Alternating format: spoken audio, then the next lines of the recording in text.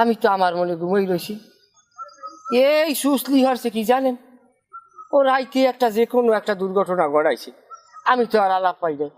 আমি সকালবেলা উঠতে দেখি আমি খাড়ের নিচে, এই লাফ দিয়ে উঠলাম, লাফ দিয়ে উঠে দেখি সব মাহরের রাস আমার চোখের সামনে। আমি মাহরের রাস চাই দেখি আমি খাড়ের নিচে। আমি উঠলাম, উঠতে কই হে মাজু আমি খাড়ের নিচে কা। আমি কথাটা দোষে কই নাই, আমি কথাটা যুক্ত লাগে, আমি চিড়ি চিড়ি দিয়েও কথা কই নাই। আমি কইলে মাজু আমি খাড়ের নিচে কা। কয়া আলাপ পান নাই, রাইতে দিয়ে আপনার বড় বাইরাই আইছে, হেই ফের আমনে রে খাড়ের তলে দিয়া হ্যাঁ রে খাড়ের উপরে দিছি, হে মেহমান না।